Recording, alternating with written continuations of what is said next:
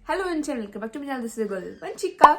So in today's video I will be revealing my board answer sheets of science. ठीक है, सबकी नहीं कर रही हूँ, साइंस की कर रही हूँ. तो लाइक जिसको नहीं पता उसको बता देती हूँ कि बोर्ड हमको फ्री में हमारी आंसर शीट नहीं देता है, उसके लिए हमको पैसा देना पड़ता है.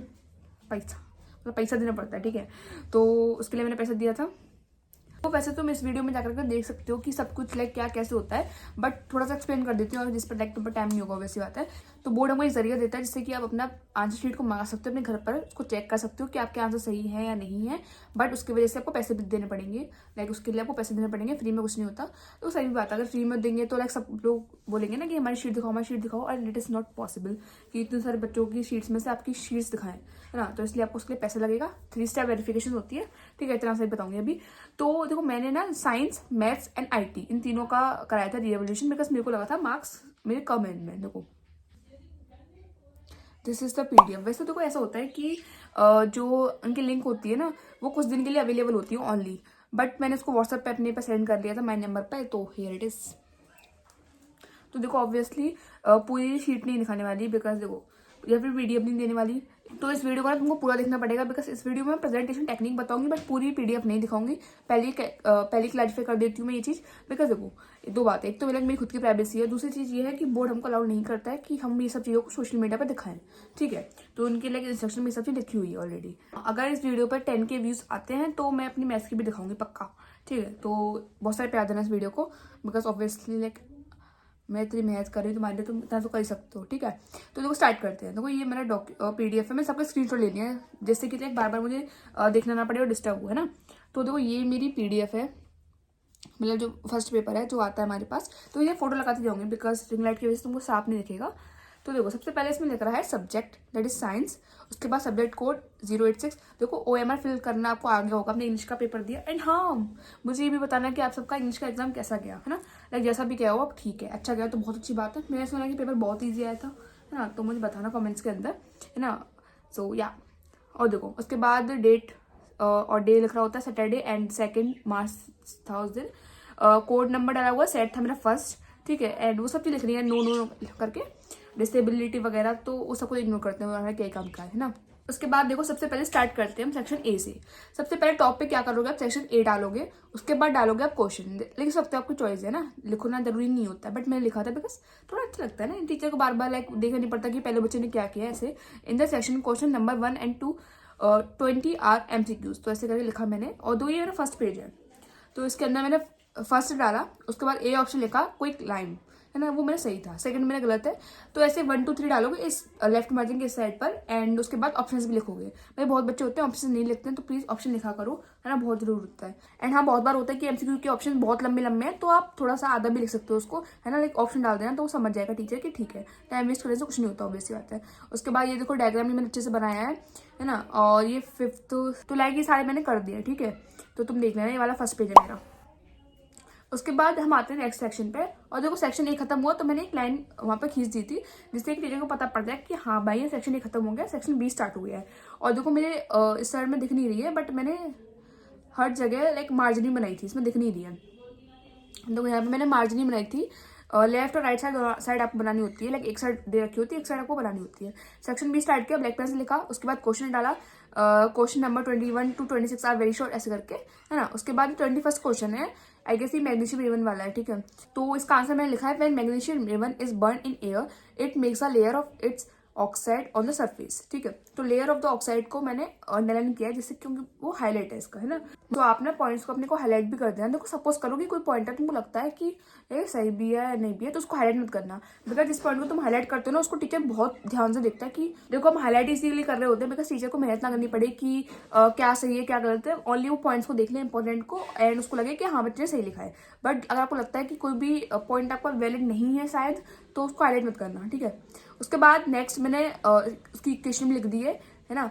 उसके बाद लिखा है देखो 2 mg, और मैंने उसको बैलेंस भी किया हुआ है ना. उसके साइड में वो भी लिखा हुआ है कि उनकी स्टेट क्या है, सॉलिड, गैस वगैरह. और उसके नीचे मैंने ये भी लिखा है कि लाइक MgO क्या है, मैग्नीशियम है. O2 क्या है, ऑक्सीजन है. MgO क्या है, मैग्नीशियम ऑक्साइड है. तो आप भी ऐसे करना प्लीज, जितने भी आप इक्वेशंस लिखो उसके नीचे डाल देना उनके पूरे ना पूरे नाम, है ना। और हो सके तो इक्वेशन को बैलेंस कर देना एंड उनकी स्टेट भी लिख देना, तो काफी अच्छा से प्रेजेंटेशन का तरीका होता है ना। उसके बाद मैंने लिखा है it is a combination reaction because two reactor react to form a single product, बस हो गया। और मेरे को इसमें 2 मार्क्स मिले हैं 2 के 2। तो ये ना हमको पॉइंट वाइज मार्क्स मिलते हैं। देखो यहाँ पे देख लेना आप लोग कि देखो हाफ मिला, फिर हाफ मिला, फिर हाफ मिला, फिर हाफ मिला, ऐसे करके दिया पूरा, है ना। तो आधा नंबर बहुत मैटर करता है, ठीक है। उसके बाद ये है नेक्स्ट पेज। तो यहाँ पे क्या किया था भाई, ऑब्वियसली एंजाइटी की वजह से ना मेरा एक पेज छूट गया था, है ना। तो मैं डाल दूंगी, मैं एक पेज छूट गया था गलती से, तो मैंने ऐसे स्लैश किया एंड सो PTO डाल दिया, है ना। आप भी ऐसे कर देना। तो आपने ऐसे कुछ मत करना, एक लाइन बस, दैट्स इट। पेज छूट भी आ रहा तो कोई बड़ी बात नहीं है। उसके बाद से मैंने डायग्राम बना दिया उसका नेक्स्ट, ठीक है। और देखो डायग्राम को लेबल करना बहुत इंपॉर्टेंट है। ये 25th क्वेश्चन है मेरा, एक मैग्नेटिक फील्ड से रिलेटेड। तो इसमें मैंने फालतू नंबर काटे इन्होंने लिटरली, तो मैंने ये वाला भी दिया था एक कि इसमें मार्क्स क्यों हटने मेरे, है ना। तो मैंने एक पूरा मैग्नेटिक फील्ड बनाया अच्छे तरीके से, उसको डिफाइन भी किया है एंड उसमें तो सब चीज़ बताया, जैसे अमीटर है, की है, बैटरी है ना, और कार्डबोर्ड है, रियोस्टेट है, स्ट्रेट कंडक्टर, जो भी सब चीज़ थी वो सारी मैंने रिप्रेजेंट भी की है कि करंट कहाँ से कहाँ चल रहा है। तो आप ये चीज़ ध्यान रखना, करंट को भी रिप्रेजेंट करना कि लाइक करंट कहाँ से कहाँ जा रहा है। और तो मैं देख सकता हूँ सब कुछ मैंने लिखा था इसमें, है ना।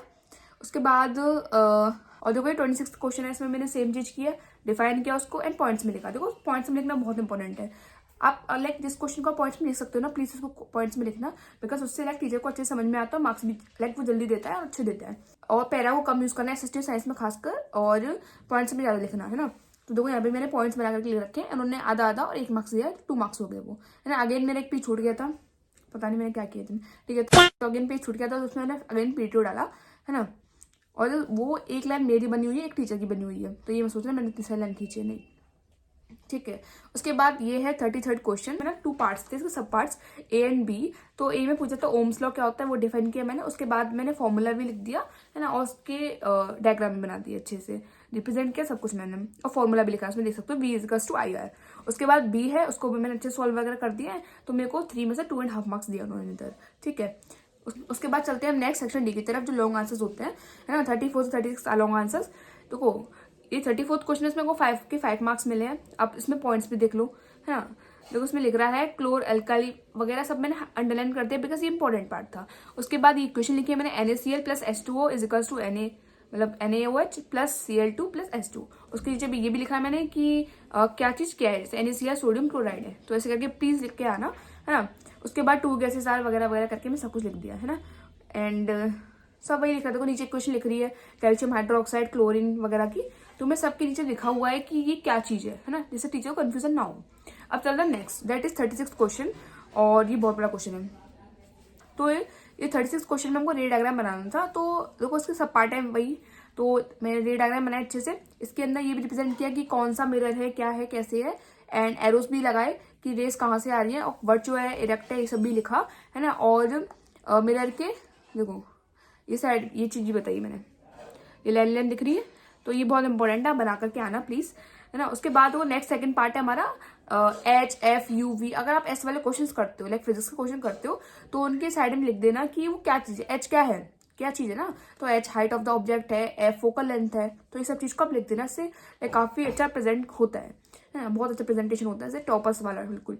उसके बाद मैंने अच्छे से बहुत आराम से बड़े सा पेज में आराम से सॉल्व किया, ऐसा नहीं घचड़ मुचड़ कर रही हूँ, देखो बिल्कुल साफ तरीके से दिख रहा है।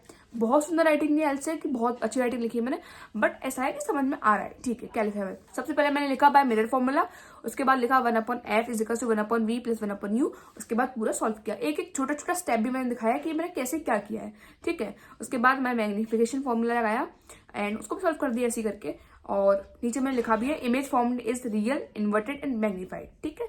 इसमें मेरे को 5 मार्क्स मिले पूरे के पूरे। तो ऐसे आपको लॉन्ग आंसर में रिप्रेजेंट करना होता है। तो इस क्वेश्चन में क्या सीखने वाली बात थी, ये थी कि रे डायग्राम आपको पेंसिल से ड्रॉ करने हैं, एंड कोई भी डायग्राम हो कोई भी, तो सबको पेंसिल से ड्रॉ करोगे, पेन से ड्रॉ नहीं करोगे, है ना। और उसके बाद अगर आपको शॉर्ट फॉर्म लिखनी है जैसे HFUV, तो उन सबको लिखोगे ब्रैकेट के अंदर क्या चीज़ है, जैसे हाइट ऑफ द ऑब्जेक्ट है, जो भी डिस्टेंस वगैरह, है ना। उसके बाद जैसे मैंने लिखा V= -36 सेंटीमीटर, तो प्लीज ऐसे यूनिट्स वगैरह को मत भूलना, है ना, कि क्या कैसे है, तो उन सबको भी लिख करके आना। और उसके नीचे मैंने लिख दिया कि इमेज रियल इरेक्ट वगैरह वगैरह, दैट्स इट, है ना।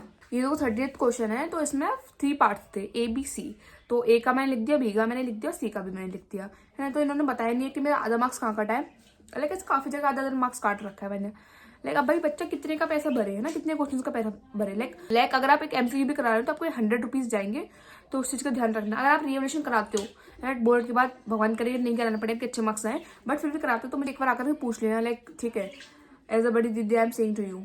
और देखो इधर भी मैंने सब चीज इंपॉर्टेंट अंडरलाइन की हुई है, जैसे कि सलाइब्रेरी ग्लैंड है, अंडरलाइन की हुआ है। देखो टीचर का अलग अंडरलाइन लिख रहा है और मेरा अलग अंडरलाइन है, तो देखो उससे क्या पता पड़ रहा है कि टीचर ने ओनली इंपॉर्टेंट चीज को ही चेक किया है, तो ये चीज पता पड़ती है इससे। देखो स्टमक है, स्मॉल इंटेस्टाइन, तो सब मैंने अंडरलाइन किया और टीचर ने भी वही टिक टिक किया है ना। तो आप लाइक प्लीज अंडरलाइन करना, बट एक चीज का ध्यान रखना कि ऐसा नहीं क्वेश्चन कंप्लीट हुआ फिर अंडरलाइन करने लगे, नहीं।